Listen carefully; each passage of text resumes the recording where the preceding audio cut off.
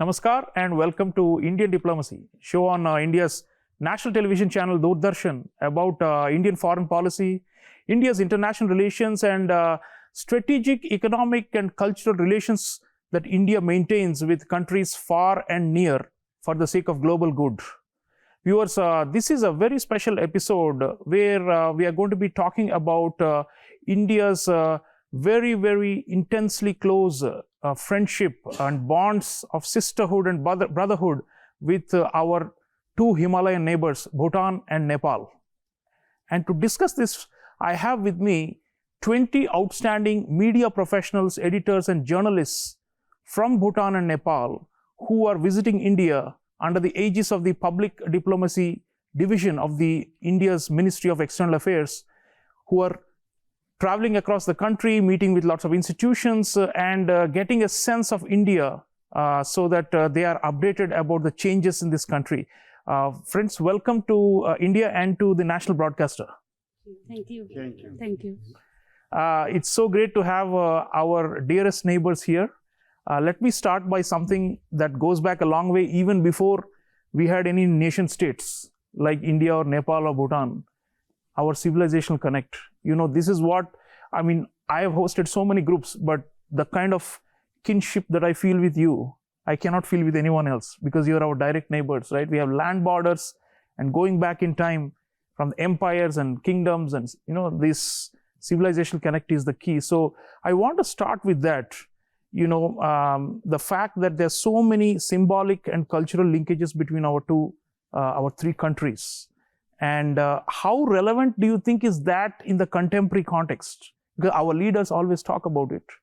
And as you know, there are a lot of cultural exchanges that continue to happen. And we emphasize this a lot, right, in our diplomatic engagement.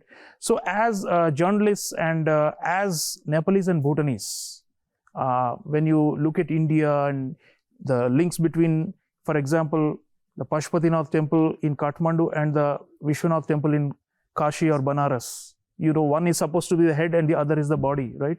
They are so intensely linked. In the case of Bhutan, we have Zabdrung Namgyal and, you know, the statue that we, you know, have lent for it to be on display, your, you know, unifier and your main national figure, right? Just to give one example of how Tibet, you know, the Buddhism from Tibet, India has connected to Bhutan and the Hinduism also. Right. So, how relevant are these cultural links? I'm Mugen Tenzin. I'm the editor of Business Bhutan. That's a weekly newspaper in Bhutan. We deal mainly with business news, but still, there's a very good question that you asked, the cultural linkages. As you know, Bhutan, our main development philosophy is cross-national happiness, GNH.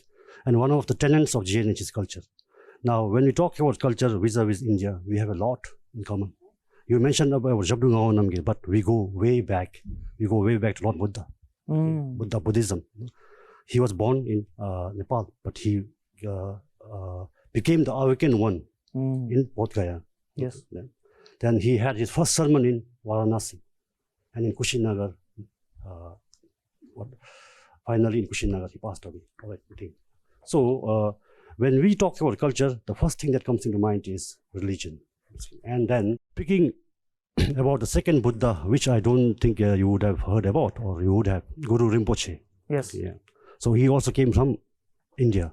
He was invited by one of our kings in the ancient times. As the king was very, very sick, he invited Guru Rinpoche from Swat region, India, Swat, SWAT, and he came to Bhutan. And in fact, that was the second transition. That's why we call Guru Rinpoche the second Buddha. And then Buddhism began to flourish. And whatever we have right now, be it in India, Nepal, Bhutan, religion is at the core of culture. From religion, we derive all our values. From religion, we talk about merits, demerits. So there is indeed a very, very deep connection with India culturally. And because of culture, other things happen. For example, trade. Trade also happens mainly because of culture. We have the same, when we have the same things in mind, when we need something, why would I want something from India? Why would Bhutan want something from India? Okay? Because of cultural linkages, if you really go back. So I would say that culture is the main core of the relation that we share with India. A very, very good relationship that has flourished over the years. And when I'm talking about India, and like you mentioned, we are not just talking about post-independent India 1947. We are going back to the era of the Raj, when the British were here. From those days itself, Bhutan had a very excellent relation with India, which after India became independent, we know that the relationship has further flourished. Thank you very much. Thank you, sir. Thank you so much. Our friend from Bhutan covers business, and he's talking about culture as the basis for economic relations. And he's essentially saying that there is no difference between materialism and non-materialism here, because these two are intermeshed, even in our philosophies. Very interesting thoughts. Can I request a friend from Nepal to also reflect on the cultural linkages and what more we can do to foster these or to strengthen the cultural bonds between our societies? Thank you very much. I am Prakash Giri from Nepal. I'm doing job in global television. It's a private television in Kathmandu.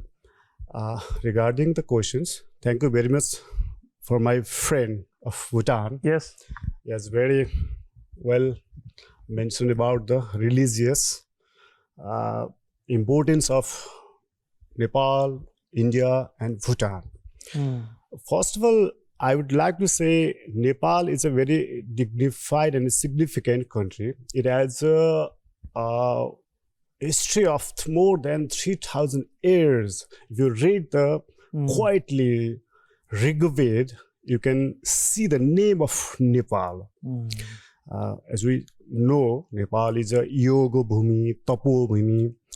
Like Prime Minister Modi has also done the yoga or tapasya, you can say as well, in Muktinath. Why I'm saying all this thing is Muktinath is one of the best temple of Nepal, and a lot of people of India are going nowadays in Muktinath. Buddha, I have not to say more, Buddha was born in Nepal. Yes. And then it connects the India, Bhutan, Myanmar, Thailand, Sri Lanka, correct, China as well. So if we focus on the Buddha, we can make a Buddha circuit.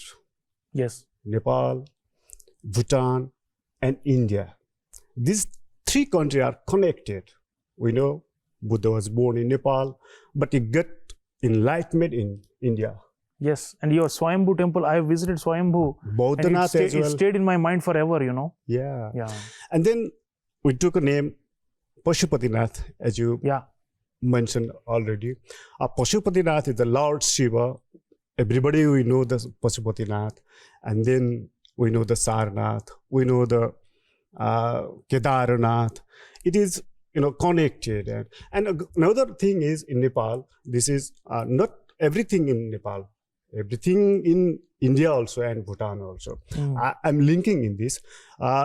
If we do something, we called this typical word in Nepali, Shraddha. As you all, Hindi language also people are saying Shraddha. We have to do in Banaras, Kashi. Yes. So for the deceased after the ceremony. After the ceremony. Yes. So Nepal and India is connected in that way, right? So this is the religious relation. People to relation is so strong on that way also. So and then culture also, food also, dresses also, even the language also. We also use the Devanagari Lipi. Correct. In India, you also use the Devanagari Lipi, and our mother is Sanskrit, right? So we are connected each other. And Bhutan, there are Latsampa, am I correct? Yeah. They speak Nepali. They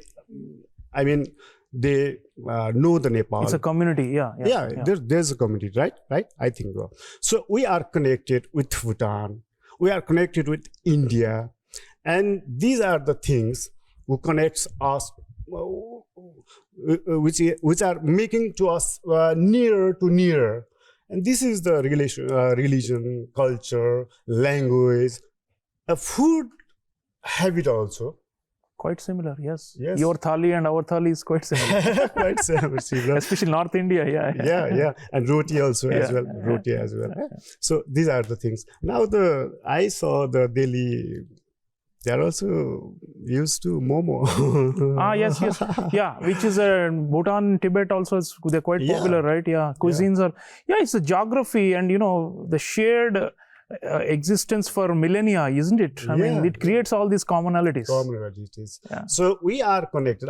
What I want to say is we are common, and we have a lot of common things which connects to us. Heart-to-heart relation, people-to-people relation, and G2G, government-to-government relation also. In our border area, like we say Tarai, Madhes, so there is a special relation with Indian people. They are married, they have a marriage relation also. Their sister is in my home, my sister is in their home. So we have a personal relation also. So this is the thing. And we can connect more fastly again. And there is people-to-people relation is good, but sometimes government-to-government relation, whenever it goes to the bitter relation, again the people bring it back. Absolutely. Absolutely.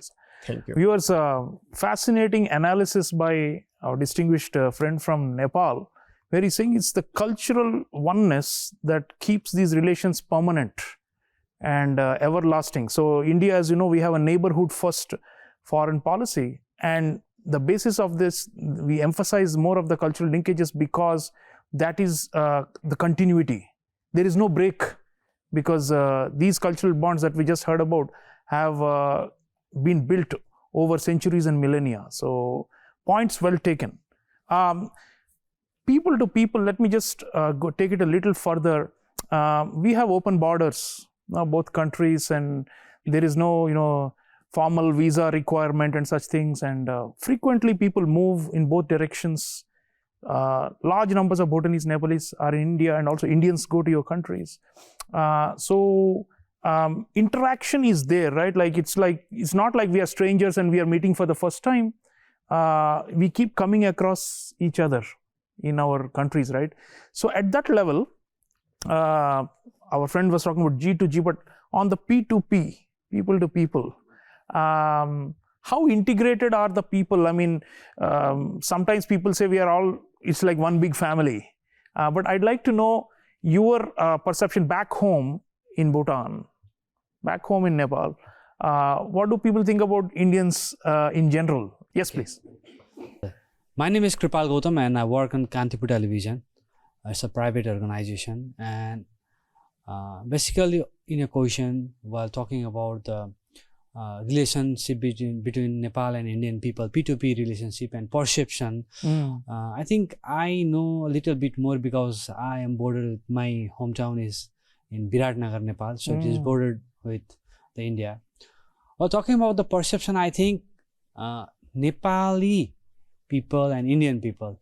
Nepali people and Indian people, they have always been like, firstly, I like to tell that we say roti beti ka sambandh. Yes. It's called like, just like my friend told before, my sister is married to India, an Indian lady or girl, they are married to Nepal. It's like roti beti, and we can't deny the fact that we are always together. And I mean to say that basically in the border area, if you see my friend, they say that if they have to in some festival, if we have to go to some relative's house, they will go to India, and the Indian people, they will also come to Nepal because of the relation of the roti beti ka sambandh type of that.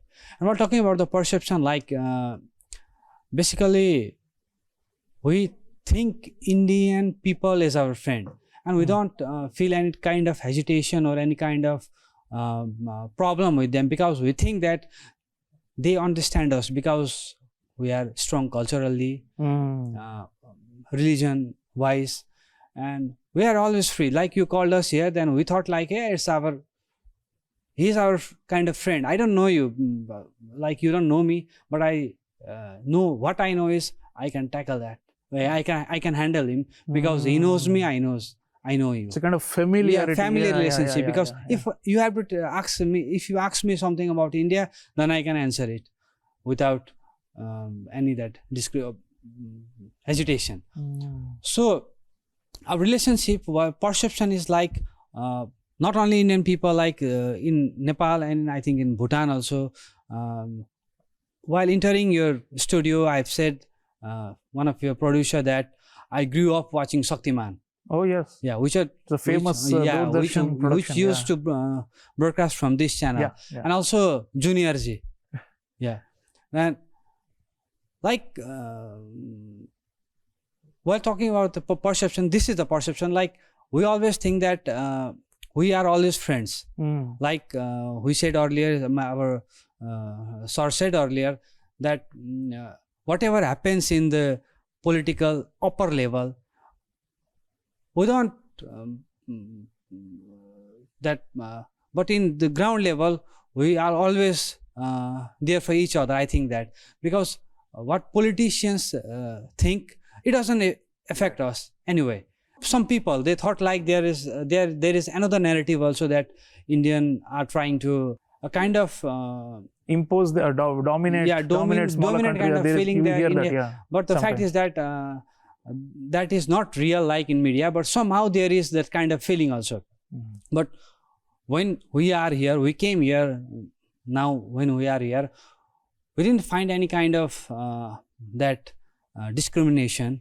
They thought like you called us, we came, like we shared our feelings. Then what we can say is, apart from that feeling, there is always a good and nice bonding between we two countries, like people to people, P2P you said. Thank you. I appreciate it. Thank you, my friend. Yes, so viewers, despite some ups and downs in political relations, what our friends are saying is that there's always the grounding which remains solid. Okay, so far we spoke about culture and perceptions, but let me move to something very, very core to our relationship, which is the economic ties. You know, both for Bhutan and Nepal, India is the largest trading partner. And due to geography, you know, both countries are landlocked. They don't have access to the ocean. So the transit, not only the Indian market, but also to the rest of the world, has to come through India because of geography, because on the other side, the high Himalayas, it's not possible to send merchandise and goods and for export through those routes. So on that front, I'd like to bring in our friends to talk about economic ties. There have been a lot of efforts to reduce the barriers to the trade.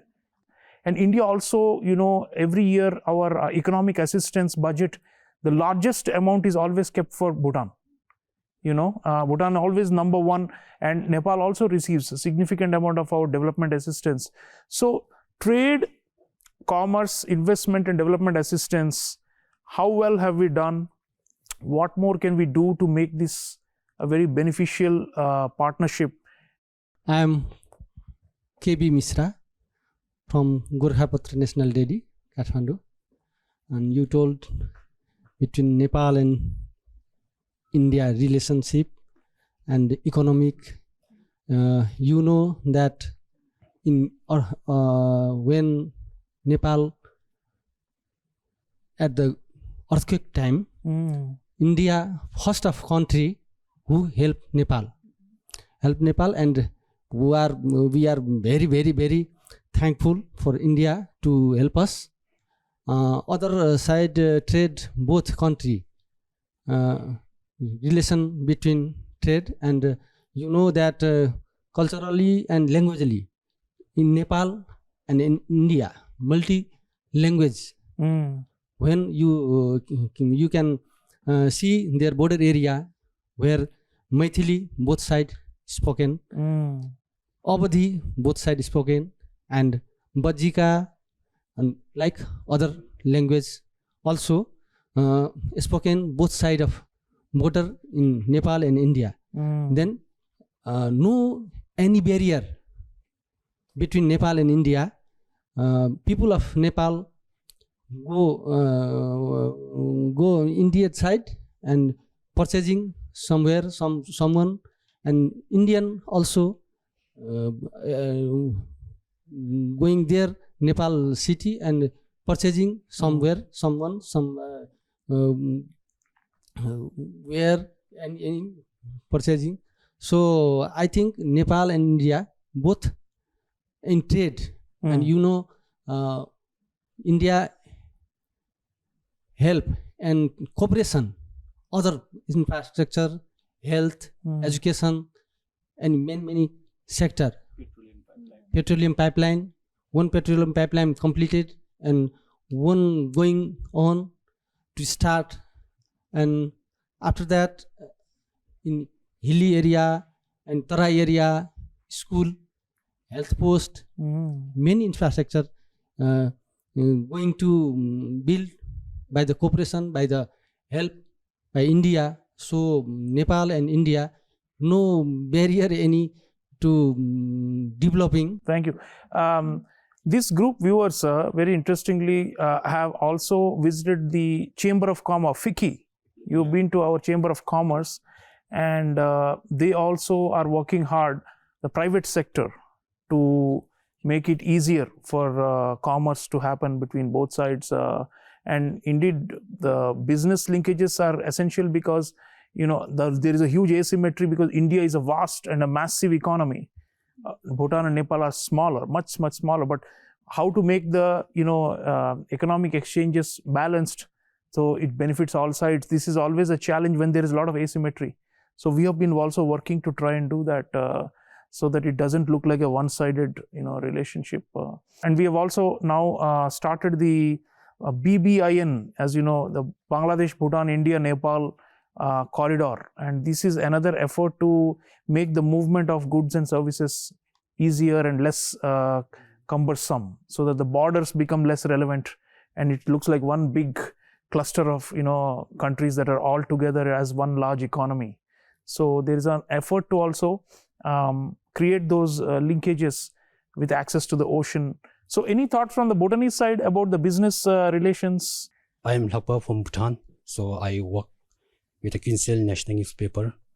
So regarding the trade, industry and investment, so India as an immediate neighbor and the largest country, it is the largest trade partner with Bhutan, and whether it is import or both export and import, so it is the largest trade partner with Bhutan, and I think we are now both at the government level, and there is also a lot of agreement and investment opportunities going on. Indian is the largest trade partner with Bhutan, and we both export and import. So it's even electricity, now your hydroelectricity is being exported from Bhutan to India. Like we are buying electricity from you, right? Yes. So everything's, personally I feel that between Bhutan and India everything is going fine, and thank you. Thank you. Appreciate that. Everything is going fine. That's the best news you can have between two neighbors, if everything is going fine. And of course, Bhutan is a very special country, and it's something very dear to our hearts. And we have been invested in the security and the prosperity of Bhutan for a long time. So makes us glad to know that everything is going fine. Okay, one of the other things that this group has been doing, viewers, while they're in India, is they're also visiting some premier institutions of higher education. Now, this is another area where the cooperation is very deep, and it involves young people from both sides. They have visited the Indian Institute of Technology in Delhi, IIT, and they are also going to Uttar Pradesh, a state which actually has a border with Nepal, and they will visit the Indian Institute of Management in Lucknow. So they are obviously seeing some premier higher education institutions of India, and thousands of Nepalese and Bhutanese come every year to study and to get advanced degrees in these universities. Many of their, even their leaders and popular personalities have studied in India, have gone back and all that. So I want to bring the attention of our viewers to this through this group, and ask the group to reflect on education as a means for the bilateral cooperation. And I know India is also doing some projects in your country to improve the science and technology and other skills among the young people. How can we broaden and deepen this? Namaste everyone. It's me Nauraj Pandey from nepalviews.com. So as my friends already talk about the diplomatic relationship, open borders and the trade. But the important thing is that where our alpha generation is going on, because we already connected with the so many politicians. They have already made a different ties. But what we see the future of these three countries, especially India, Nepal and Bhutan, how this alpha generation especially, are they really connected whatever the relationship we have back in 90s or at the time of treaty? So India is providing especially the scholarship. I'm just talking about the Nepal. I guess Bhutan also. Yes, many of them also. Yeah. So especially in the medical sector, engineering fields. So this thing, what helps in our two neighbor relationship, especially works in the capacity building of the next generation, especially future of our country. So many doctors, many engineers, they get the degrees from the India. So they are contributing our country, Nepal. And another thing, what I found, especially the IIT, it is well renowned in the world as well. Yeah. So I don't know the exact data from our government, but I found many researchers from the Nepal, many students from the Nepal, they joined this institution. So what I feel that India is in the level of advancement, already made so many progress in this, especially technology, AI and all these things.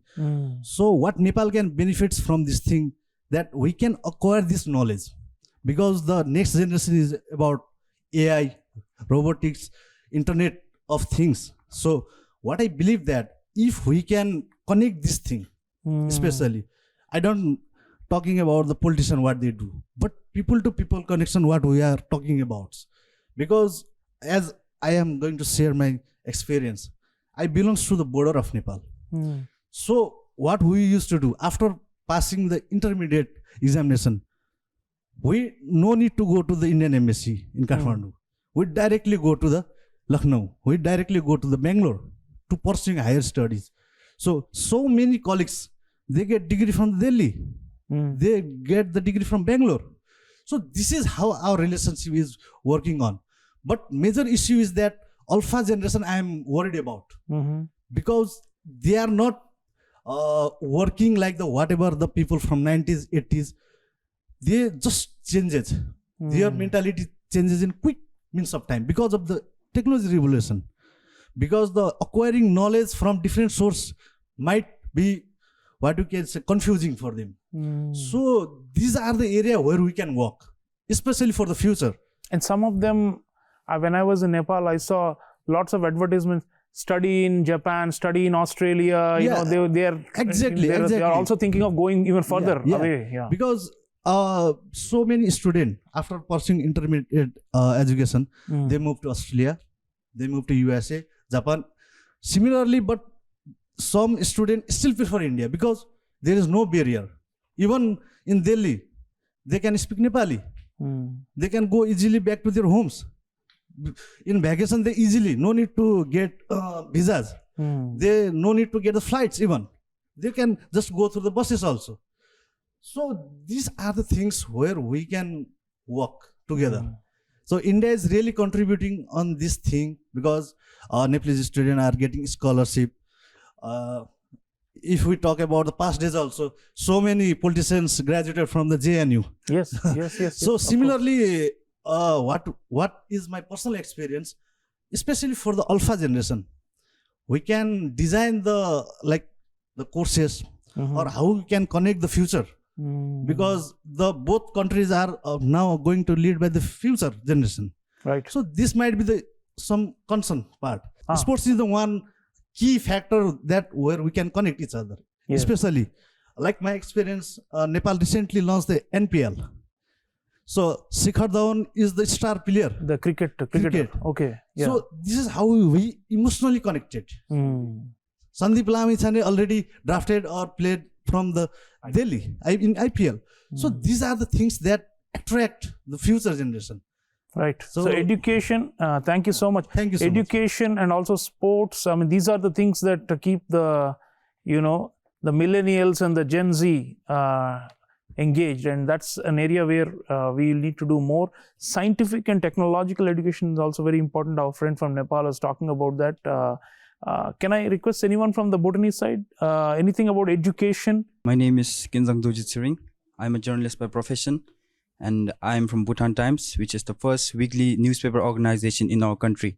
We send a lot of students from our country to various continents in the world or countries in the world.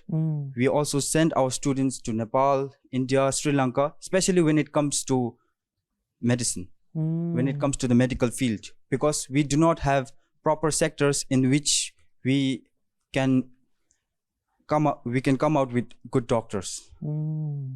And we have been to an organization, I do not clearly remember the name of the organization, but that organization basically focuses on developing the infrastructure so that when natural calamities such as earthquakes, Yeah. The tsunamis, CDRI, Coalition for Disaster Resilient Infrastructure. Yeah, you went there. Yeah. yes, Yeah. so basically this company could potentially help our country with regards to our schools, because our schools, especially if I mention a college, Paro College, in which we basically make teachers of our own, the infrastructure of that college is not durable. And I believe that India, especially with regards to this organization, could potentially help our country grow as a whole with regards to the infrastructure. Now, when it comes to sports, our country is lagging behind.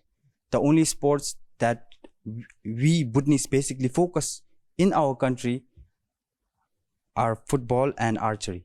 And archery, even though archery is our national game, we are not able to progress because of the fact that we just play archery for fun. We are not trying to get to that competitive level. And with regards to Bhutan, even though we have potentially good players, I believe that we are not able to reach that mark, as there are so many better players. And as a country of a population of only 700,000, I believe that it might take a couple of more years for us to reach to that level. And coming back to education, since and our Indian coaches and trainers and infrastructure may help train your athletes. yes, Yeah. because there are so many great players in India, especially when it comes to cricket, Mahendra Singh Dhoni, Virat Kohli, because they are potentially great players. But when it comes to cricket in our country, there is not a It has single not player caught on, yeah. that Unlike we can- Nepal, Nepal even has a full team now. They're competing in major events. Yeah, yeah. It's not that our country cannot compete in this area. It is the fact that we are not given the proper opportunity. Right. Thank you, my friend. A lot of reflections on Bhutan, the young people, opportunities. Everything boils down to opportunities. All of us are developing countries. None of us is a advanced economy. So it's all about creating opportunities and chances and creating the infrastructure and the ecosystem. And education is the main means by which we can lift our societies, right? So that's going to be the big challenge. But I'm happy to hear ideas being floated about how India could support educational and sport and other endeavors in these countries. Already we have many projects going on, but I think some targeted ones, especially that will catch the imagination of young people in both the countries. That's going to be very critical. Now, viewers, our friend from Bhutan already mentioned the Coalition for Disaster Resilient Infrastructure. This is an international organization that the group has visited and created by India, headquartered here in India, meant to mitigate the worst effects of climate change. Now, Himalayan countries are especially at risk from this threat of climate change because of their unique ecological situation, because of the melting of the glaciers and the potential flooding and other consequences. So India has been engaging with both Bhutan and Nepal to try and mitigate the climate change risks. So the group has been to CDRI and has seen the kind of work that we are doing. So I'll request them to come in and talk a bit about what are the main ecological dangers that your country is facing, and how can we from India help achieve your goals of environmental protection, because this is no longer a theoretical issue. It's happening in front of our eyes. The damage from climate change is just growing day by day. And as developing countries, we often go to international forums and we push for, climate justice and for green finance from richer countries and all that. But even at the grassroots level, a lot of work needs to happen. We have to save ourselves, right? No, there's not going to be any savior of the planet. We have to save ourselves. So what can we do together, India, Nepal, Bhutan, to preserve our own commons? Namaste, my name is Nilima Adhikari and I work in Rising Nepal, which is one of the prominent national daily of our country, and it is published in English language. So while talking about climate change, we are the Himalayan country and our glacier, they are melting at a very alarming rate. And next thing is the change of rainfall pattern. It has also changed drastically. We have high precipitation over a very short period of time, and flood and landslide are something that is causing havoc in our country. In rainy season, our national highways, they get blocked, and our bridges, they get swept away. And I think we visited CDRI. So there can be collaboration between Nepal and in CDRI. We have ND, National Disaster Risk Management Authority. So I think there can be collaboration to mitigate this kind of disaster, and they can help or assist us, give some technological assistance or financial assistance in rebuilding those areas. Thank you. Thank you so much. Our friend from Nepal, we were talking about the need for institutional collaboration to jointly tackle the common threat of climate change. The glaciers and deforestation, these are huge issues, and it's not possible for any one country to do it alone. You have to be part of broader coalitions. That was the whole idea of the CDRI. It's a major international institution created by India. We are also, part of many other coalitions of the Global South in the United Nations and elsewhere, which are advocating jointly for the problems of the Global South to be put at the forefront when we do climate negotiations. Bhutan is a special country as well in terms of the ecology. And we know that the Bhutanese are quite sensitive to pollution and to other effects that can impact the Himalayas and the landscape and the ecosystem you've had for millennia. And in a few decades, you can lose everything if we don't control these problems, right? Any thoughts on environmental crisis in your country, and what you could potentially benefit from India in this area, for climate resilience? I'm Samsuri. I'm from Kunsil, and as we are developing, right, we can't leave behind this. We can't ignore the development also for economic purpose and all. And if there are more developments and all, for say, for Bhutan, it's like in hydropower and all. The more developments comes like hydropower and all, it affects the environment and all, right? And climate change also. So that when we visited CDRI, then it was a good initiative that it might save our environment later. Right. Thank you. Thank you. Yeah, developing countries have to maintain the balance between the economic growth and the ecological conservation. Many times we fail. Most of the developing countries are struggling, and it's important that we find the right balance, and that's what our friends from Bhutan and Nepal are also referring to.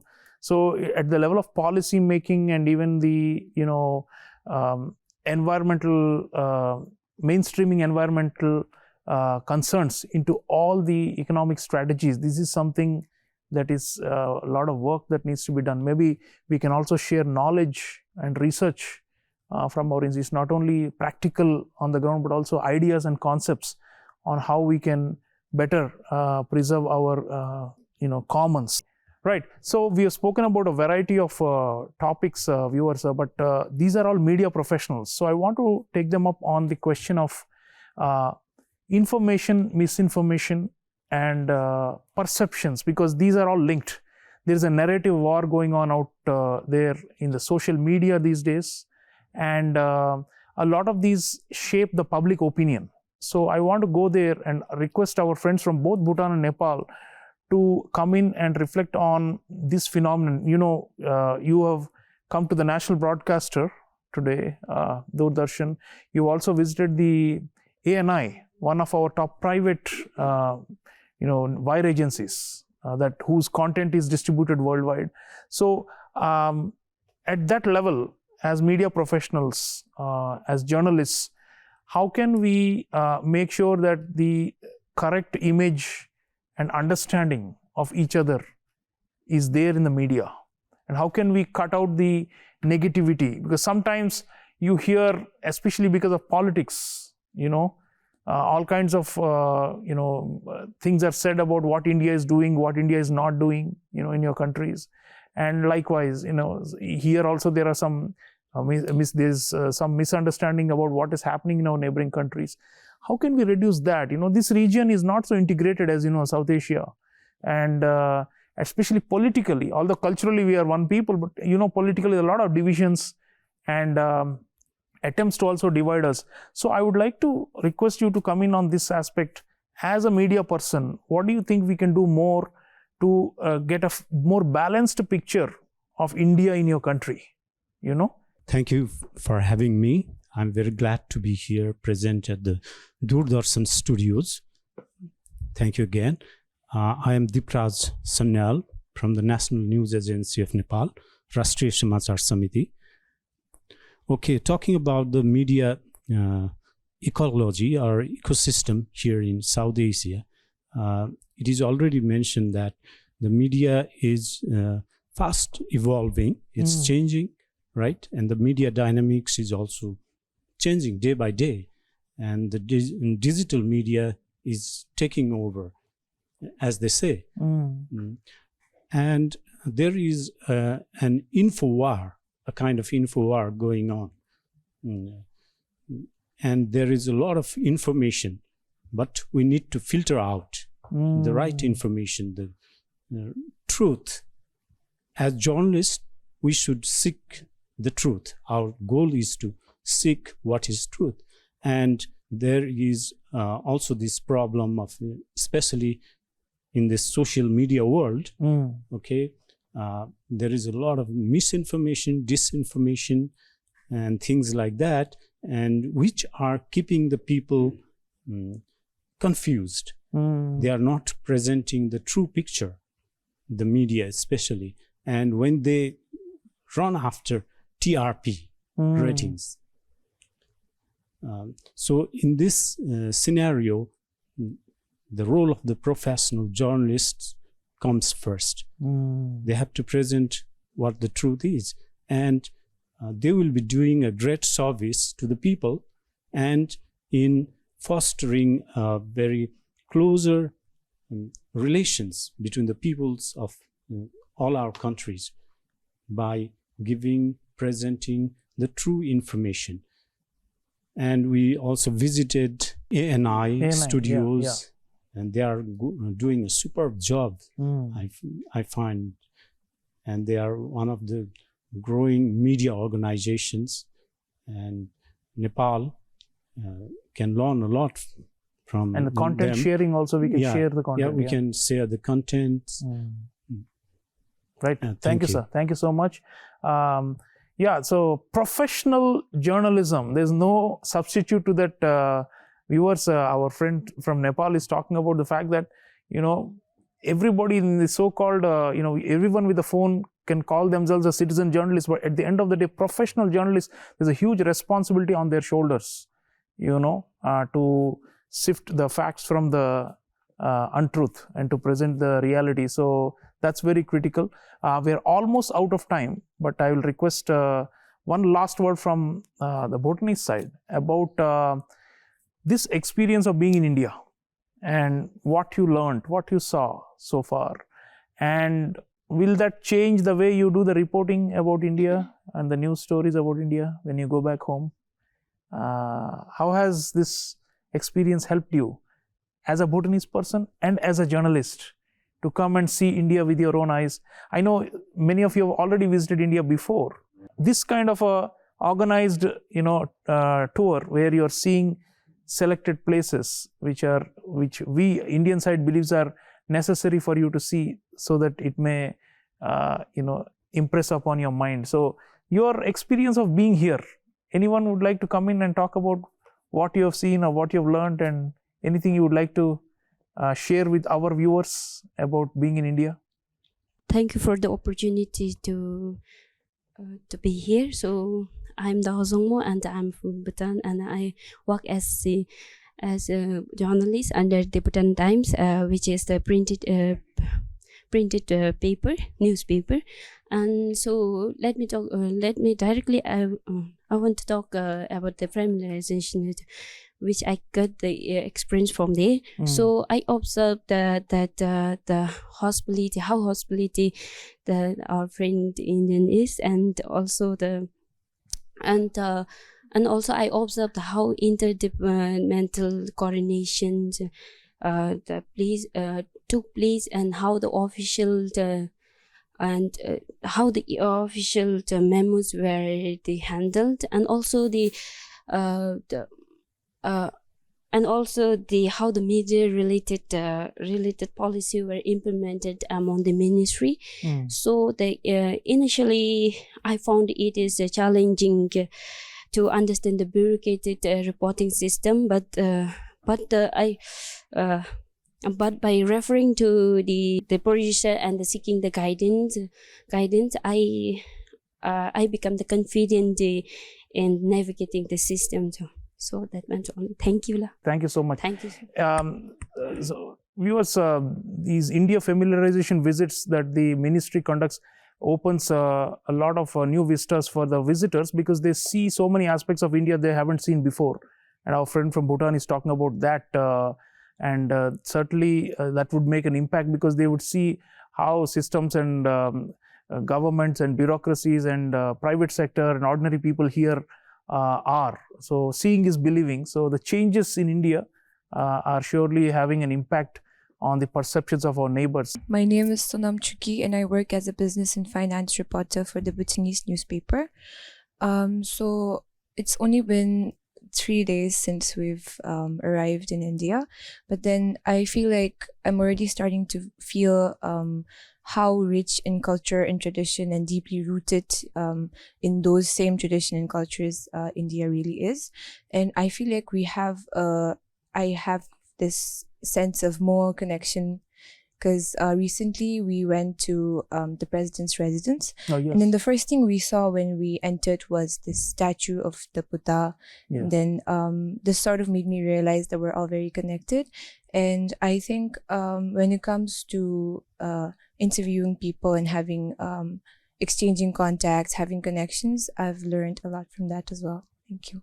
Thank you. And the hospitality of our people? So far, as in even in Bhutan, we meet Indian tourists all the time, and then I'm sure everyone knows that more than 60% of Bhutan's tourist arrivals are from India.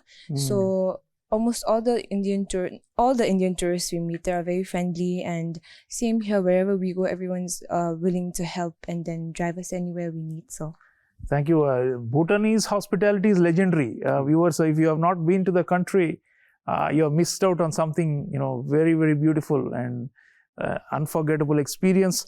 So whether it is Bhutan or Nepal, I strongly, personally recommend, please book your tickets, go and see these amazing countries.